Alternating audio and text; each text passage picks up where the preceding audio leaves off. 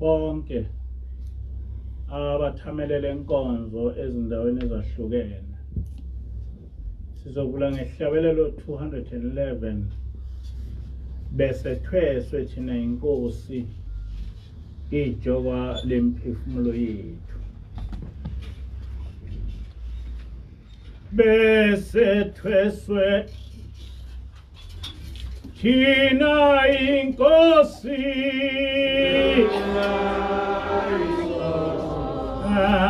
ijoba lemphefumulo yethu savuma gesale twala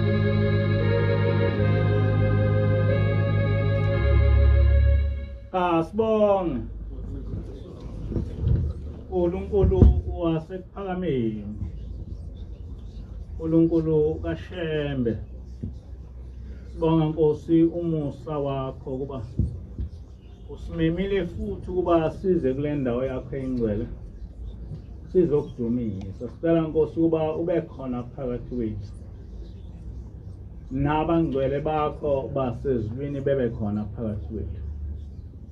Uthi Nkosi esikhulumayo kungaveli ezingqondweni zethu, kodwa wena Nkosi uhlale ezingqondweni zethu, uhlale nasolimini lwethu. Ngelakho Nkosi igama manje uzephathe. Amen.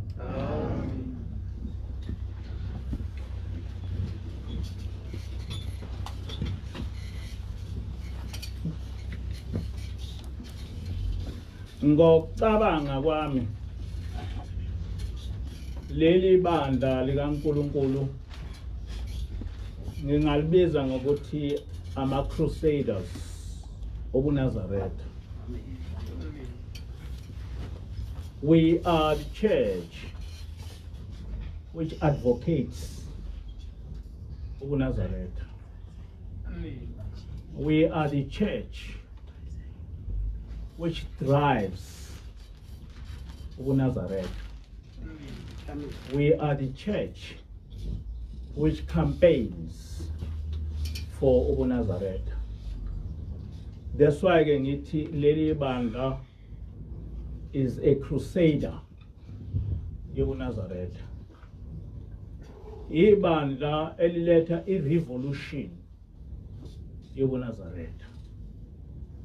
Ngaleli bandla umhlaba uzokwazi ukuthi ubuNazaretha buyini.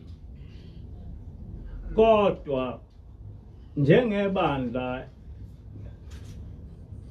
elibekelwe ukuthuthukisa ubuNazaretha, asikwazi ukuthi ubuNazaretha sibuthuthukise namafuhlulu.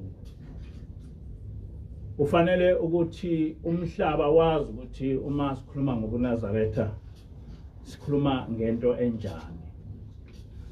Uma sithi ubuNazaretha into yasezulwini, lokho sichaza ukuthini.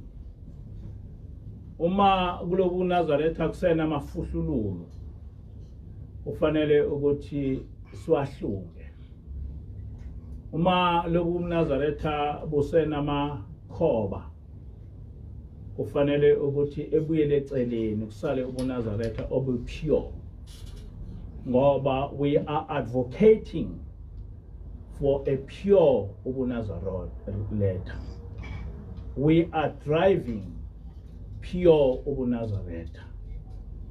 We are campaigning for the pure ubuNazaretha.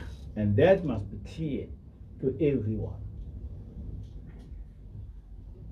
Ngesonto eledlule, ngesonto noma ngolwesine, kuphume indaba ephepheni yokuthi abantu bakwaShembe bamuke nolwandle beyogezana noma beyogeza, ngazi ukuthi into ebizwa kuthiwa yini, kodwa bekukhona ukugeza phakathi.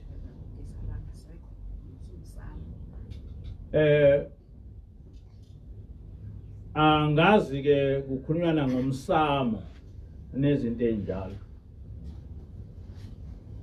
Le ndaba ibi kwi-front page yephepha. Lesi sizathu esenza ukuthi sibe ibe front page kuyiphepha, ziningi izathu ezenze lokho.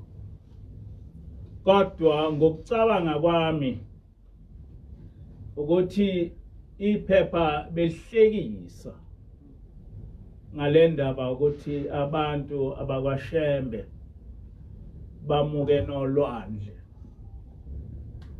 beyogezana.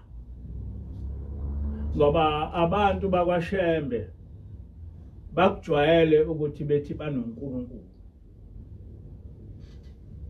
Manje nake kuyinhlekisa ukuthi abantu abanoNkulunkulu betholakala sebemuka nolwandle beyosebenza umsebenzi kaNkulunkulu. Uma lokhu kugezana ungumsebenzi kaNkulunkulu. Uma lo msamo lena bekukhulunywa ngawo ukuyindlela yokukholwa kwabantu bakwaSheme. Namhlanje ngina 69 years. Angaze ngizwe ukuthi amaNazaretha ake amuka noma nomfula noma nolwandle eyobhajadiswa. Ubaba mkhulu wayevama ukubhabhadisa eindaweni enzima kakhulu nasolwandle wakwabhabhadisa. Kodwa waphakamisa isandla ulwandle lwama. Ubaba mkhulu bengena eindaweni enzima ebhabhadisa, kodwa akakho umuntu kuleli bandla owake wafa ebhajadiswa. Ngiyafisa ukuba abantu bekwazi ukuthi kuleli bandla ayikho into ekugezwa. Ayikho into ekugezwa, noma ugezwa emfuleni noma ugezwa kuphi, ayikho into ekugezwa. Umuntu lapha kuleli bandla uyabhajadiswa. Kuleli bandla akakho umuntu obizwa kuthiwa umthandazi.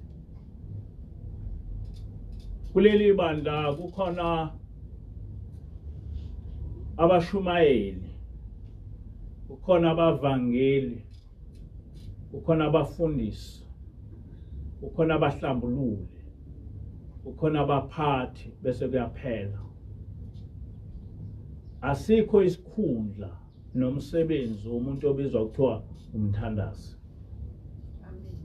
Ngaleyo ndlela ke noma ngabe laba bantu bebizwa kuthiwa bangabakwaShembe, angazi nokuthi into yakwaShembe into enjani.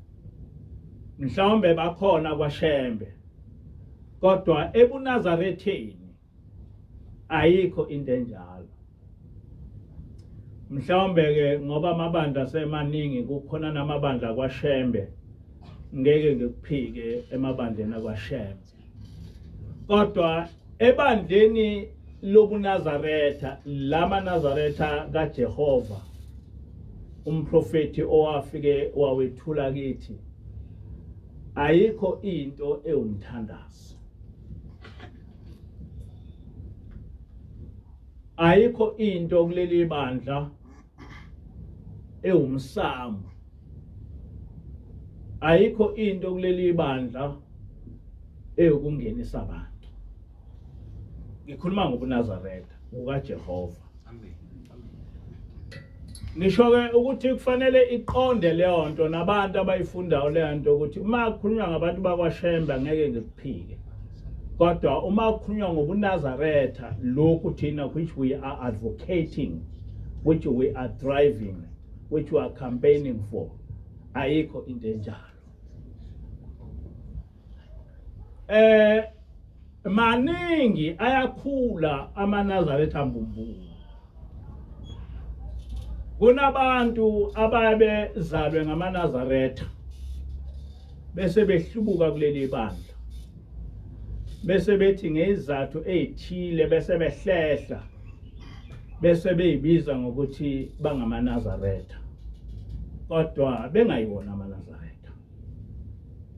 Ukuthi abayiwa amaNazaretha ukuthola lokho olimini, noma ungakazi ubabona ukuthi lo muntu ochazwa ngokuthi uzalwa umfundisi impela, kodwa akalona iNazaretha.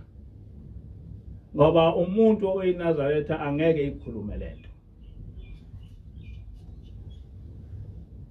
Ngesonto eledlulo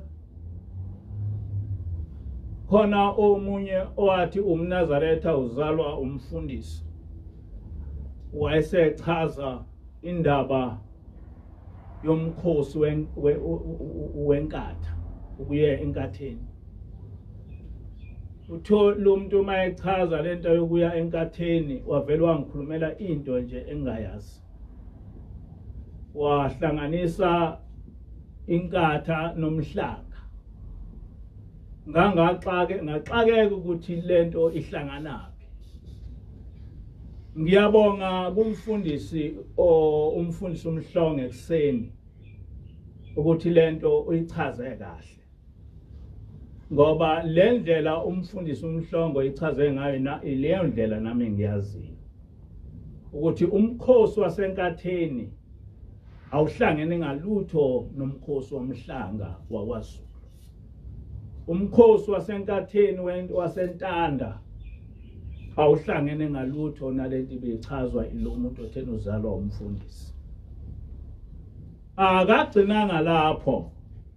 Uthathe lo mkhosi wasenkatheni wawuhlanganisa nomkhosi angazi noma kubizwa kuthiwa ngwasezibukweni kodwa umkhosi kaJafete wentombi kaJafete. Umkhosi wentombi kaJafete nomkhosi wasenkatheni imikhosi leyo ehlukene.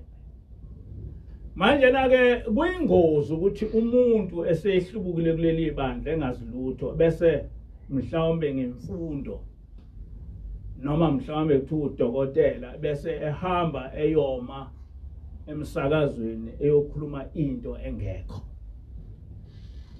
Ngoba lokhu umNazaretha kufanele kube pure. Kungafundiswa ngabantu ngokuthi bethi bazalwa ngamaNazaretha kodwa behlukile.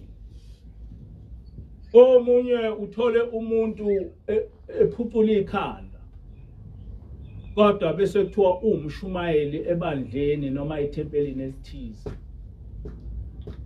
Kodwa ukukhuluma kwakhe ukuza ukuthi lo muntu lona akalona iNazaretha.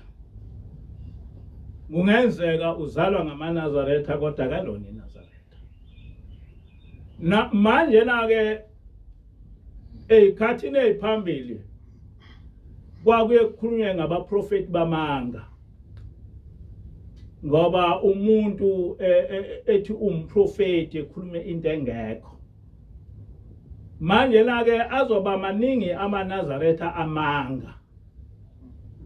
Abantu abazothi bangamaNazaretha ngoba bezalwa ngamaNazaretha ngoba mhlawumbe kune interest ekhona kubo ngalobu buNazaretha bese beqhamuka ngokuthi bazalwa ngamaNazaretha. Lo muntu uqhubekile ekseni wathi ubuNazaretha kuhlukene kabili. Ukhona ubuNazaretha ngwengubo emhlophe. Bese kuba khona ubuNazaretha ngenhliziyo. Ngibone lapho ukuthi lo muntu lona akalona iNazaretha. Ngoba lento beyikhuluma lo muntu ubesuka ususa into ekhanda lakhe ebese ezofundisa ngayo. Engathathi izimfundiso zomprofeti. Ngoba uma ukhuluma ngobuNazaretha kufanele ukhulume ngobuNazaretha as was being taught by our founder of uNazaretha and the prophet. Prophet is Shembe ukuthula ube kuyo. Amen. Ayikaze ibe khona into ebizwa kuthiwa ubuNazaretha bengubo emhlophe nobuNazaretha benhliziyo. Ngoba noma ungayifaka ingubo emhlophe uma ungawugcini umthetho kaJehova awulona iNazaretha. Angazi ukuthi ubuNazaretha benhliziyo ubuNazaretha kunjani ukuthi mhlawumbe uma uhamba uye emsakazweni uyokhuluma ngamaNazaretha ngoba mhlawumbe uzalwa iNazaretha usoyiNazaretha lenhliziyo. Ayikho into enjalo. Ayikho into eyiNazaretha lenhliziyo. Ngoba laba bantu abaqhamuka sebengamaNazaretha enhliziyo ibona laba abathatha ubuNazaretha bekufaka ehlathini. Ngoba uma ethi umNazaretha wenhliziyo usho ukuthi umlandeli wobuNazaretha akayona umNazaretha kodwa umlandeli ngoba abazali bakhe bengamaNazaretha. Kodwa manje uyakwazi ukuma ehlelweni zabantu ebesethi umNazaretha ngoba naku ezalwa umfundisi omNazaretha kodwa ekhuluma into engekho. Ngoba ubuNazaretha ngomthetho kaNkulunkulu. Angeke ugunde ikhanda bese uthi umNazaretha. bese uyoma uthi uzokhuluma ngobuNazaretha, ngoba ubuNazaretha enye yento ongeke umuntu omNazaretha eyenze ukugunda ikhanda. So akakho umuntu ongafike egunde ikhanda bese ethi umNazaretha, bese ethi umNazaretha ngenhliziyo, bese eyoma bese uyofundisa into esuke engqondweni yakhe bese ethi iwuNazaretha. Laba abantu laba angazi noma bathunyiwe noma kumi kanjani, kodwa bane agenda yokuqeda ubuNazaretha bephakathi noma bezenza sengathi baphakathi. Benza lento ekade sikhuluma ngobuKristu ukuthi kwafike kwangena abantu sengathi bangamaKristu kanti bangenisa inkolo yokukhonza izithixo. Nalapha ke sekukhona abantu abaqhamuka sengathi bangamaNazaretha kanti bafaka inkolo yabo ukubulala lobu buNazaretha. Laba bantu bajwayele ukuthi mabekhuluma bese bekhipha ubuNazaretha kuJehova bese bekufaka emasikweni, njengalo obekhuluma ekseni ethi awukwazi ukuthi ungagcinwa amasiko akwaZulu. Ngangazi ukuthi lamasiko okhuluma ngawo imaphi, lamasiko which he is advocating for imaphi, ngoba sinzalo yobuNazaretha. Siyazi ukuthi uShembe wasifundisa ukuthi amukelekile amasiko angaphambani nomthetho kaJehova. Manje uma sekuqhamuka abantu abathi bangamaNazaretha ngenhliziyo bese singabezwa bekhuluma ngoJehova, bese bekhuluma ngamasiko akwaZulu, kodwa kuzo zonke izihlabelelo, kuyo yonke imithandazo, uNkulunkulu ekhuluma, uShembe ekhuluma ngoJehova, we tend to suspect ukuthi laba bantu bane agenda yokuqeda ubuNazaretha. Because uma bengenayo iagenda yokuqeda ubuNazaretha, I do not understand ukuthi njengoba bafundile, what fails them ukuthi befollowishe isihlabelelo. Why kufanele ukuthi beyokhotha izinto esingazazi besho yonke into kodwa ubuNazaretha lobu kubhalwe phansi?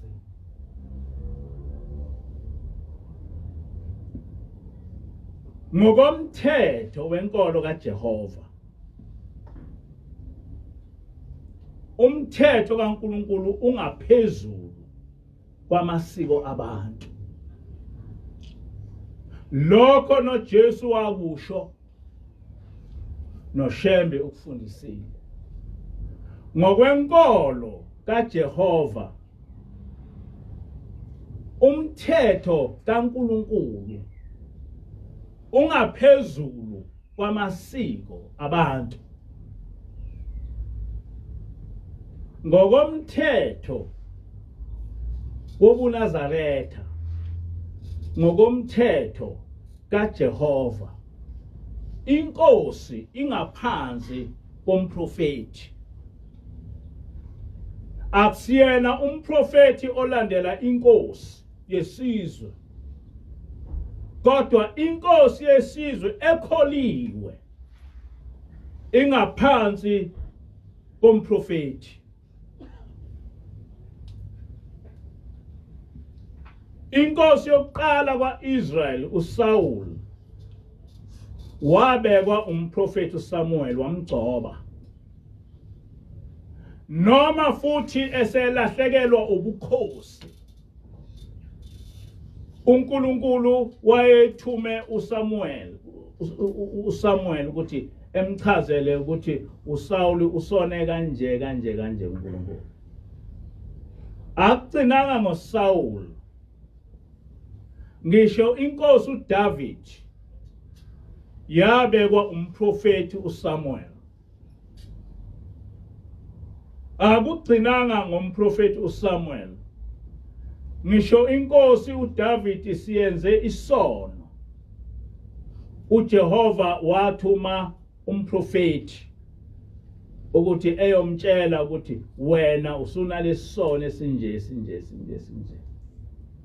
Ngakho ke kumakhosi angakholiwe mhlawumbe batshelwa izangoma zabo ukuthi kufanele behambe kanjani, kodwa kumakhosi alandela uNkulunkulu inkosi izwa ngomprofeti ukuthi isahamba ngendlela yini. Inkosi ibekwa umprofeti. Kuleli bandla akhona amakhosi abekwa umprofeti uIzashembe. Enye engiyaziyo inkosi uMthiyane. Inkosi uMthiyane indodana kaMqedi yabekwa umprofeti uIzashembe ebukhosini. And kubhaliwe ezincwadini zobuNazaretha ukuthi amakhosi kufanele ukuthi elandele izimfundiso zomprofeti. Inkosi yakwaMthethwa yabekwa umprofeti, noma yahamba engabekwa umprofeti yabekwa ubaba ilanga. Noma ngabe ibiyenzani ibihamba iyoguqa ngaphansi kwababa ilanga. Ngisho inkosi amakhosi amakhulu abehloniphekile la, inkosi yasemathunwini, ayikho into eyayenza ingazange yaya kubaba ilanga yawuthola iseluleko. Ngisho inkosi yasemaqadini kwakunjalo. Maningi amanye amakhosi engiwaziyo ayikholwe ngempela, ayengenzi lutho ngaphandle kokuba ethole isaluleko kumprofeti. Ngakho ke lawo makhosi ngisho kusesontweni ayengehlala ehlalweni ngoba ayazi ukuthi umprofeti umuntu kaNkulunkulu, wona athembele umuntu kaNkulunkulu. Kodwa ke angazi noma njengamanje na bakhona yini abaprofeti ebandleni lamaNazaretha. Inkinga ke leyo, ngoba anginalo iqiniso lokuthi njengamanje bakhona abaprofeti ebandleni lamaNazaretha. Ngiyafisa ukuba ngikhulume ngendaba yeSabatha. Ngaphambi kokuthi ngikhulume ngendaba yeSabatha, ngifisa ukuba ngikhulume ngale advocacy yamanye amaNazaretha. Ngwazi ukuthi inhloso yawo yini, ahlale elwela ukuthi uShembe asithi uNkulunkulu. Angazi noma lokhu ukuthi bethi uShembe uNkulunkulu uchaza ukuthi bakholwe kakhulu noma banjani. Kodwa mina engifunda zonke izinto ngiyazi ukuthi ubaba mkhulu waye against kanjani ekutheni ebizwe uNkulunkulu. Ngiyazi ukuthi ubaba ilanga wachaza kangakanani ngisho kuma interview ukuthi umprofeti wayengakwemukeli lokhu ukuthi ebizwe ngoNkulunkulu. Lokho umprofeti nobaba ilanga babekwenza ngoba uma uzothi uShembe uNkulunkulu usuke uqeda ubuNazaretha. And ngenkathi laba bantu be-interviewa ngaleyo nto bafuna ukubona ukuthi ikhona into oyaziyo ngoNkulunkulu, ngabe uyibandla ngempela elingaphansi kwaJehova noma cha.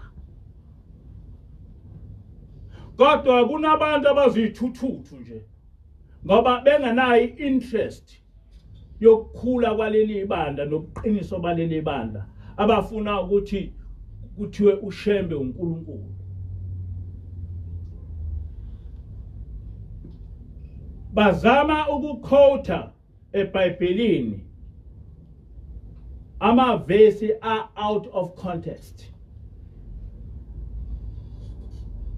Uma eBhayibhelini uzoquota ukuthi wathi uNkulunkulu bonke izwi likaNkulunkulu elikubo bangoNkulunkulu, then clearly nami nguNkulunkulu ngoba izwi likaNkulunkulu likimi. No one can deny that ngaphandle kwesitha sami. Izwi likaNkulunkulu likimi ngoba uthena ke uNkulunkulu bonke abantu izwi likaNkulunkulu elikubo bangoNkulunkulu, nami ke nguNkulunkulu. Kodwa uma ningake nithi nginguNkulunkulu ungaqhamuka wona futhi amanazareth okuqala ethi lo sezenza ushembe.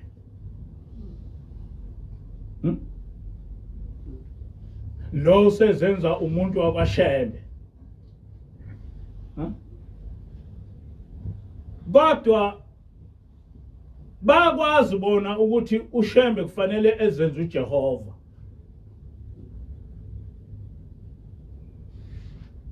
uNkulunkulu akasiphikisi. uNkulunkulu akasiphikisi. Uma uthi ushembe uNkulunkulu uphikisa uNkulunkulu. Amanazareth akufanele kuba understand lokho very clearly ukuthi immediately uthi ushembe uNkulunkulu as a fact uphikisa uNkulunkulu. Kodwa uma usebenzisa ubuNkulunkulu as a figure of speech noma isingathekiso, that is understood. Kodwa abantu amangamaNazaretha akasebenzisi yona ifigure of speech uma ethi ushembe uNkulunkulu. Akubeka lokho as a fact ukuthi ushembe uNkulunkulu. Uma ngithi isilo ingonyama noma ubani uyazi ukuthi ngisebenzisa ifigure of speech ngiyangathekisa ngoba ingonyama ayisiyona ayiko inkosi ayikwazi ukuba ingonyama ngoba ingonyama ayibhubisi kuleyo context. Kodwa once waphuma wawushumayela ukuthi ushembe uNkulunkulu, we are bringing the facts.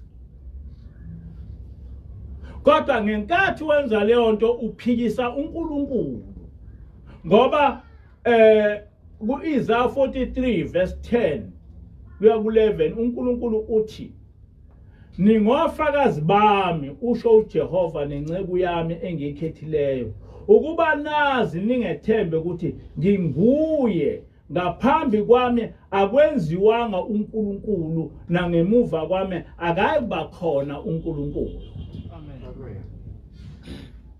Akashongo uNkulunkulu ukuthi uJehova. Akashongo uNkulunkulu ukuthi uJehova. Uthena ngaphambili akaze ebe khona uNkulunkulu nangemuva angeke ebe khona uNkulunkulu. So uJehova leli gama lokuthi uNkulunkulu is confined to him. Ngokubhalwe phansi ukuthi ngaphambili akwenziwanga uNkulunkulu nangasemuva angeke ebe khona uNkulunkulu. So uma sithi ushembe akasiyena uNkulunkulu, we are following the instruction of uNkulunkulu. ukuthi uthena uNkulunkulu angeke bebikho umuntu oNkulunkulu. So awukwazi ukuthi ubusuthi hayi ushembe uNkulunkulu kodwa akasiyena uJehova. Awukwazi ukusho njalo ukuthi hayi ushembe uNkulunkulu kodwa akasiyena uJehova, ngoba uthena uJehova uNkulunkulu ngaphambi kwami akaze ebe khona uNkulunkulu, nangemuva kwami akeke ebe khona uNkulunkulu. Ngakho ke as advocates of uNazaretha, as campaigners of uNazaretha, as teachers of uNazaretha, asikwazi ukuthi sikhulume into esizothi mangabe umuntu ongayili Nazaretha esiconfronta ngayo bese siqala singengiza.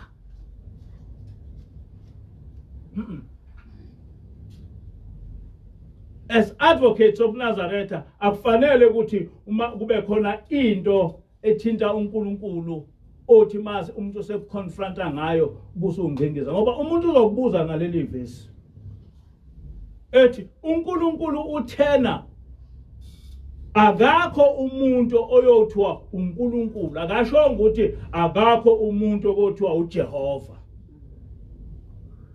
So leli gama elithi uNkulunkulu ngokweBhayibheli leli esiliphethe ngokwamazwi kaNkulunkulu owawaletha kuMose wabawaletha kubaprofeti bakhe is confined kuNkulunkulu ogama lakhe linguJehova. uNkulunkulu ukubekile ukuthi noma ungasindisa, noma singenza imangaliso lapha sisindisa abantu bephile, kodwa lokho akusindisa kungamandla kaNkulunkulu, ngoba uthena uthi lapha uJehova yimina umsindisi. Noma uma ekuthumile wafike wakunikeza amandla ukuthi usindise abantu, kodwa uNkulunkulu sekubekile ukuthi yimina Jehova umsindisi. So noma ungasindisa umuntu usindise ngamandla kaJehova, kodwa umsindisi uJehova. And ushembe ukubhalile lokho in writing wathi alikho elinye igama esiyosinda ngalo ngaphandle kwegama likaJehova. Amen. Alikho. Uma ungasasindisi ngegama likaJehova usuke usulandela isathanism. Uma ususindisa ngegama lakho negama lento enjani awuselona iNazaretha. Kodwa umuntu ongaphansi kwaJehova ngisho engenza ziphi imangaliso uzenza ngokuba ethunywe uJehova. NoMose wayehlukanisa ulwandle kodwa lalihlukaniswa uJehova. Amen. Kwakuhamba ingilosi phambi kwabo ikhanyisa, kwakukhanyisa uJehova. Amen. Kuleli banda as advocates of uNazaretha we are taught ukuthi yonke into yenziwa nguJehova. These are the teachings of the founder of uNazaretha, as sent to us by God Jehovah. Kukhona abantu nabangamaNazaretha nje abangayiqondi lento esikuyo. Ngiyafisa ukuba ngibatshela abantu ukuthi iSabatha akulona usuku lokuphumula kuphela, kodwa iSabatha usuku lokuya ethempelini uyokhonza uNkulunkulu. iSabatha akulona usuku lokuphumula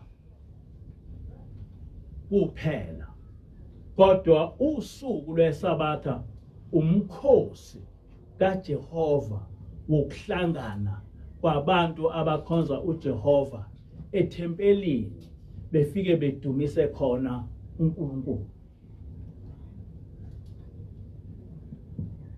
Kulev 23 verse 1 to 3 kuthi uJehova wakhuluma kuMose wathi, "Yisho kubantwana bakwa-Israyeli uthi kubo, imikhosi emisiweyo kaJehova eniyakuyimemezela ibe imihlangano engcwele, yona imikhosi yami emisiweyo. Umsebenzi uyokwenziwa izinsuku ezisithupha, kepha ngosuku lwesikhombisa kuyisabatha lokuphumula oluzothileyo. Ngumhlangano ongcwele, ningasebenzi umsebenzi, kuyisabatha kuJehova ezindlini zenu zonke." Isabatha ngumhlangano kaJehova ongcwele. Isabatha umkhosi. Isabatha is a public meeting of the holy. And a public meeting cannot be in your house. Is a public meeting. Isingisi sikubeke kahle ukuthi isabatha is a public meeting. Lapho khona ibizwa kuthiwa i-convocation. Lapho khona abantu behlangana khona bekhonze uJehova. So uma ngabe kuyisabatha ungayile esontweni, awukho emhlanganweni kaJehova obheke ukuthi ube khona kuwo njalo ngesabatha. Awukho kulo mhlangano.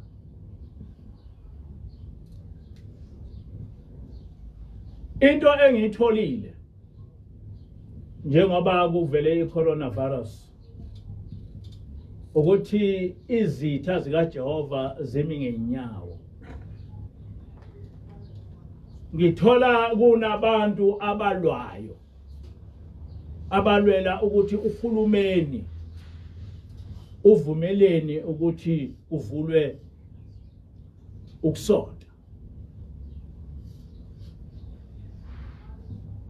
Mhlawumbe amaKristu engakukhuluma lokho, ngoba angazi ukuthi inkolo yamaKristu yakheke phezu kwamuphi umthetho kaNkulunkulu owawubekwe ubani. Ngoba ngokwazi kwami amaKristu akanawo umprofeti. Ngokwazi kwami umthetho wamaKristu wawubekwa uhlangana abantu njengaseParliament. Kodwa leli bandla likaNkulunkulu alihambi ngemithetho yabantu, lihamba ngomthetho kaNkulunkulu. Umthetho kaNkulunkulu akuvumeli ukuthi ngesabatha isabatha ulenzele endlini yakho. Umthetho kaNkulunkulu uthi isabatha kufanele udumise uNkulunkulu endlini yakhe, not endlini yakho. Ushambe uze ethi khumbula ukuthi namhla suwenze isivumelwano sokuthi uyohlala endlini kaJehova kuze kube sekupheleni kwensuku zakho. Njengoba sithathe isifungo sobuNazaretha, sithathe isifungo sokuthi njalo ngesabatha siyoya endlini kaJehova siyomkhonza khona. That is the law of God. Akusiyona into esizisukele thina. Is not a thing which you can choose ukuthi hayi ngingamkhonza uNkulunkulu noma ngingedwa. Akuhambi kanjalo kuleli bandla likaJehova. Ungahamba kanjalo kumaKristu, but kuleli bandla likaJehova akuhambi kanjalo. khambi kanjalo.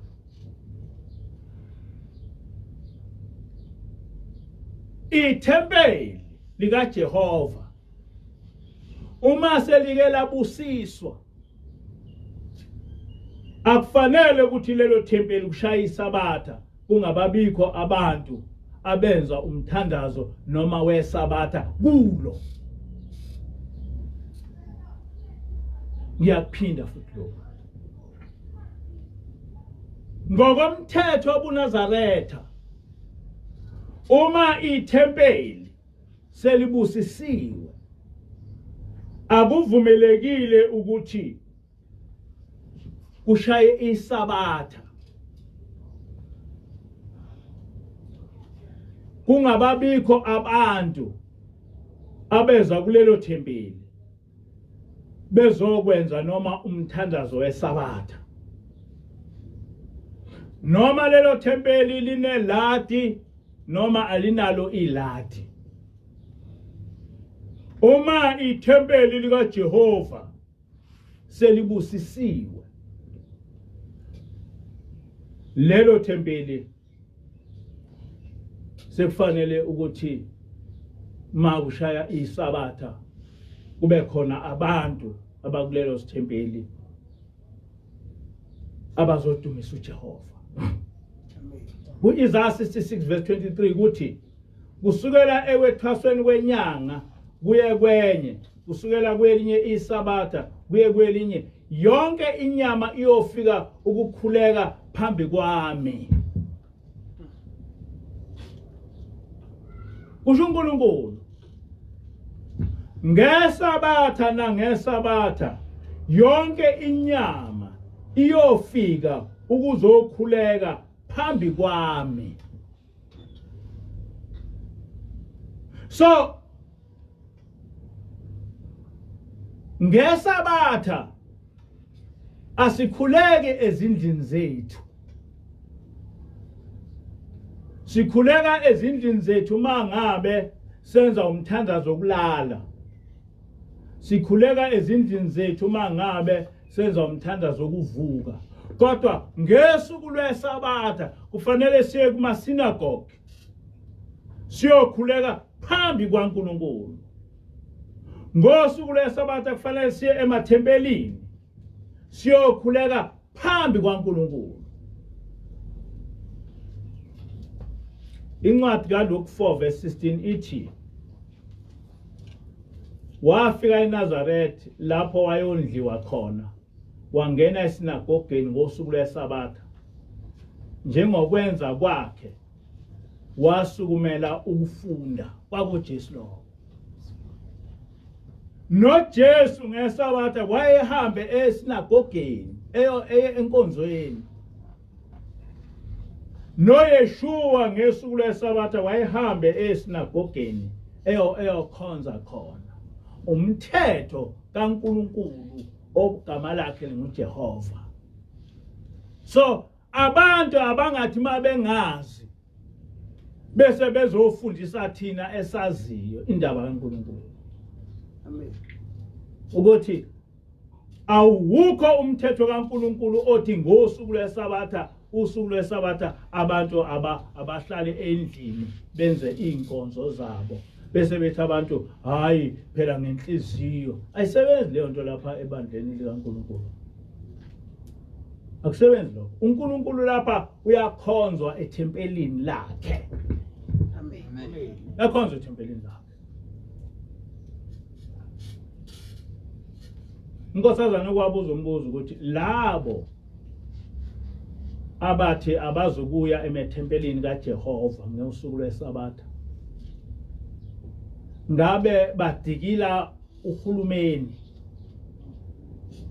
noma badikila uNkulunkulu? Labo abathi abazokuya emathempelini kaJehova ngosuku lwesabatha, badikila uhulumeni noma badikila uNkulunkulu? Uma bedikila uhulumeni, uhulumeni unendaba nabo ukuthi bayile esabathweni noma bana abayanga, uhulumeni kumthinta lokho. kodwa uma bedikile uNkulunkulu bamdikela uNkulunkulu ngoba enzeni kubo, bamdikela uNkulunkulu ngoba enzeni. Kungani kungafanele ukuthi abantu abakhonza uNkulunkulu noma ngabe abawu-50 beya ethempelini bomdumisa, kungani kufanele benqatshelwe noma uhulumeni sevumile? Ithi-ke ingilosi benqaba ukuya esontweni ngoba bedikila uhulumeni noma ngoba bedikila uNkulunkulu noma ngoba besaba ukufa. Ikupho kuyikho, badikila uNkulunkulu noma badikila uhulumeni noma besaba ukufa. Kuqale nini ukuthi abantu besabe ukuya endaweni kaNkulunkulu besaba ukufa, bebona ukuthi ukufa baphephile uma beseyindlini zabo? Njengoba kunevangeli nje manje lokuthi umuntu maye over 50 years akangaze esontweni. Sonke njengoba silapha njena ngokwembono yabantu afanele size esontweni ngoba siya over 50 years. Kanti indawo yebhola endle. Kanti isonto lingabani uma sekuzothi abantu abadala bengayi esontweni. Kanti isonto lingabani. uNkulunkulu ubheke ukuthi esontweni kuzohlala izingane abantu abadala ngoba napha njena ongubane sekufanele behlale ekhaya besaba ukufa. Sizothi ngubane ngoba sikufika ivirus bese singafi. Uthi-ke unkosazana oShadrach noMeshaki bangena esithandweni somlilo kodwa bangafa ngoba babe nokukholwa kweqiniso. Ngaba njani laba abantu asebengazokuza esontweni ngoba bethi besaba ukufa? There is something very strange kulokhu ukukhuluma ukuthi uSathane usebenza ngendlela ezixakile, uyalwa ulwela ukuthi iphele indaba kaNkulunkulu. And njengamanje na usebenza ngabafundisi, usebenza abantu abakhulu. Ngiyajabula ukuthi izinto ezisho abafundisi uhulumeni akazange wayinaka ngoba abafundisi abathi kufanele ungahlatshelelwa esontweni. Abafundisi akakho ama-regulations athi if you are 50 years ungayi esontweni, kodwa leyo nto iqhamuka kubantu ukuthi uma una 50 years kufanele, njengoba ngina 79 ngina 69 years nje, I'm not supposed to be here. Njengoba ngina lezi zalukazi njena, they are not supposed to be here because izokufa. Uqale nini ukuthi sibalekele ukufa, sibalekele ukuya esontweni, sithi sibalekele ukufa? Mina ngikhule eThembalimbe lapho bekuthi mangabe kunezimpi kufiwa abantu bonke ngishaba amabhinqa begijime beThembalimbe beyohlala ngoba bazi ukuthi indawo kaNkulunkulu. Manje na sekuzoqala nini manje ukuthi thina singayi endaweni kaNkulunkulu sitshelwe ngabantu ukuthi hayi ningayi lapho ngoba senibadala ngoba senizokufa? Anisebenzela ukufa, anisikholela ukufa. Le coronavirus manje na isizoba inkinga ekufeni kwethu. Kanti sikholelwani uma singakholelwa ukuthi uNkulunkulu uzosivikela kule coronavirus? Kunakhuluma okuyisimangaliso kuza kubantu lapha ko Facebook nakuma radio nakuphi belwela ukuthi akufanele uhulumeni wenza into wrong ngokuthi ethi kasibuyele esontweni. If leo kukhuluma ku genuine, I'm asking one question. Kufanele ukuthi bonke abantu bebuyele emsebenzini. Lapha emsebenzini akukho umuntu obabhekile uma besebenza ukuthi bayi distance engakanani, and lapha emsebenzini is impossible ukuthi kungakwazi ukuthi kukhulunywe ngalama distance akhona, kodwa bonke abantu babuyele emsebenzini. Abantu babuyele bayophuza utshwala badakwa. Sesikhuphukile nje abantu abaseyibhedlela ngokushayana ngokudakwa. Umuntu odake uyayazi distance. What does he know about social distance umuntu odake? Njengamanje nakuvunyelwe izingane ukuba zibuyele esikoleni. Zingahlala izingane zigcina distance eclassini, but mase iphumile phandle, do you think ukuthi izingane will keep it distance? Kanjani? Ungathatha ngisho ise secondary school ngeke sizigcina distance. Let alone izingane ise primary school. Distance. But why are people so worried about the distance nokufa kwethu masise esontweni? Yini abahluphile ngalokho ngoba makufa kofa thina. Yini abahluphile ukuthi sekuyini manje na esizokwenza ukuthi uma ungena esontweni bese ufa. La esontweni kuwo wonke amathempeli kunabaholi. Emathempelini amaNazaretha kunabashumayeli. Kunabaphathi kunani who can control abantu ukuhlala kwabo. And akulona iqiniso ukuthi amathempeli amaNazaretha anabantu about 2000. That is nonsense. Unless ungazi ukuthi 2000 yini, kodwa angibhekile umfundisi uNtombela ukuthi azi ukuthi 2000 yini. Ngoba ithempeli elikhulu lapha ithempeli lase elokhuzeni eDukathole. Ithempeli laseDukathole alikwazi ukuthi lingalayisha abantu about 2000. And ithempeli laseDukathole libiyelwe.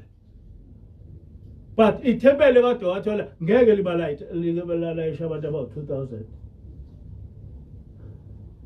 And onke lamathempeli anezicokogwana zamaNazaretha amaningi ngaba amathempeli lapho kodwa azicokogwana abanye abafiki ngisho ku25. Laba abantu abangafiki ngisho ku25 kodwa abazukuya esontweni. They are punished. Kufanele besontweni. Why? Ithi ingilosi nidigila uhulumeni noma nidikile uNkulunkulu. Uma ngasele virus ithathe unyaka, kusho ukuthi amaNazaretha kophela unyaka engayisontweni.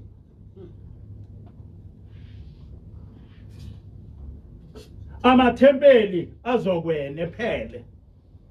Abantu bekhona. Uhulumeni ebavumele ukuthi abaye abantu abawu50 ababa khona njengoba silapha nje siyu50. Bonke laba bantu kufanele ukuthi bengavunyelwa ukuya esontweni. Why?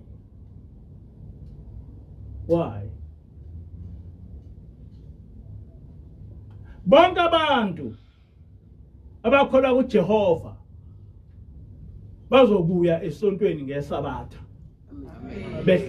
Belokhuze belungiselane ukuze begcine umthetho kaHulumeni ukuthi bangena kanjani ethempelini. Kodwa bonke abantu abakholwa kuJehova bazokuya esontweni ngeSabatha. Kodwa bonke abantu asebenabanye uNkulunkulu abangayi esontweni ngeSabatha. Amen. Bonke abanye abantu sebenabanye onkulunkulu abangayi esontweni ngoba I can't understand ukuthi ungavela uqhamuke nje uthi abantu ngoba nakho uzwe iZCC. What do we know about iZCC? Wawabona amathempeli aseZCC? Besithi hayi nathi siyibandla elikhulu, we must not go to church. Ngelokhuza ngoba amathempeli ethu awu2000. Laba lethempeli ngalapha nje linabantu abawu2000. Wonke lamathempeli asikakela nabantu abawu2000.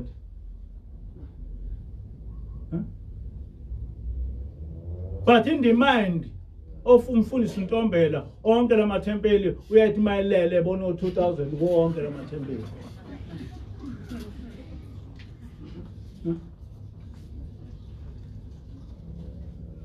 Yisho lelo livelele amaNazaretha. Ukuthi ungathatha into esilima nje umuntu nje ongazilutho ngendaba kaNkulunkulu ezokhuluma into nje ongazizi ukuthi uthini.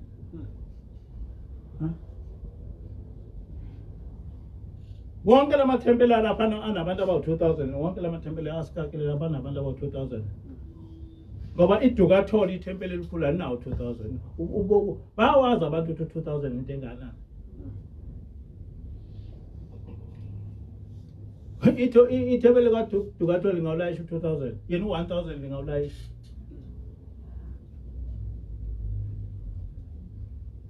Manje ke noma ke belingawulayisha ku-2000 awodwa, kodwa onke lamathempeli lana esinawo, zonke lezi icocogwana ezigcwele lapha zinabantu abawu-2000 zizohlala emakhaya zingayi ethempelini. Ithi ke ingilosi nidikilela bani? Nidikilela uhulumeni noma nidikilela uNkulunkulu? Ngoba uNkulunkulu unifuna ukuba nibe sethempelini. uNkulunkulu ufuna ukukhonzwa. Kodwa labo abayimisele ngokukhonza uNkulunkulu abahambe bomkhonza ngeSabatha. Kodwa laba sebenabanye uNkulunkulu ababaphikisa ukuthi beye esontweni ngeSabatha abahlale phansi. Vela kuqala ukuthi iSabatha libe nezitha. Baqhamuka abanye bathi akuyekwa kuyiwe esontweni ngeSabatha kuyiwe ngesonto. Seqhamukile izitha zithi akunamehluko abantu abasonto endlini. Batshela ubani? Batshela ubani ukuthi abasonto endlini ngoba ukusonta ngeSabatha into evela uNkulunkulu. Bona batshela ubani ukuthi kufanele ukuthi besonte ngeSabatha besontele endlini? Ubani obatshele lokho? Ngakho ke zimiseleni. Gcinani umthetho kaNkulunkulu, nibabuka abantu behlele emakhaya thina size esontweni ngeSabatha. Amen. Ngoba uthi uShembe besethweswe ijoka lemphefumulo yethu. Savuma salethwala. Angeke silishiye sibuye siliyeke ngoba likuphila kwemphefumulo yethu. Liyindlela yomphefumulo wethu. Ngiyafisa ukuthi abantu abangamaKristu laba sebelizwa leli vangeli bengakhohliswa ilento lena eyenzekayo lapha ukuthi khona abantu abayogeza abantu bese befa. Kube nabantu abasitshela ukuthi leli bandla kufanele kugcina amasiko. Bazakhela amabandla abo, bazakhela inkolo yabo. Inkolo uNazaretha ibhalwe phansi. And ngeke uzosiconfuse ngayo. Inkosi ubuselokho enikuzwile. Amen. Asithandaze. uNkulunkulu wasekuphakameni, uNkulunkulu kaShembe. Siyabonga Nkosi umusa wakho uba usimemile. Ukuba size phambi kwakho sizokudumisa. Cela Nkosi uba ukudumisa kwethu kwamukele amagama ethu abhale ezulwini. Nalesi sifo Nkosi esifikile emhlabeni. Sibeke Nkosi uphawu lwakho lwasezulwini. Owalibeka abantwana bakho bakwaIsrael. Akwathi noma kubhubha isizwe saseGibhithe. Kodwa bona basinda. Sicela ke kuba sibe nalo lophawu lokuthi njengoba size eSabathweni uphawu lweSabatha lusivikele kulesi sifo esikhona. Abantwana bakho abeze lapho babusise. Ubusise nemndeni yabo. Bengangenwa isifo lesi sigcwele umhlaba wonke. Kodwa lolu uphawu lwakho lwasezulwini lihlale kithi. Siyakucela Nkosi ukuba uzibonakalise ngathi ukuthi ukhona usemhlabeni. Wena uma abantu behamba ngendlela yakho uyabaphilisa. wena ukuphila kulabo abakholwa kuwe. Sicela ke uNkulunkulu wasekuphakame ukuba ubakhumbule abantwana bakho. Ngelakho Nkosi igama manje uzephathe. Amen. Asibheke enkosini. Siyabonga Nkosi umsakho nothando lakho. Wena osigcinile ngalesikhathi samanje. Iba nathi Nkosi. Ngelakho Nkosi igama manje uzephathe. Amen.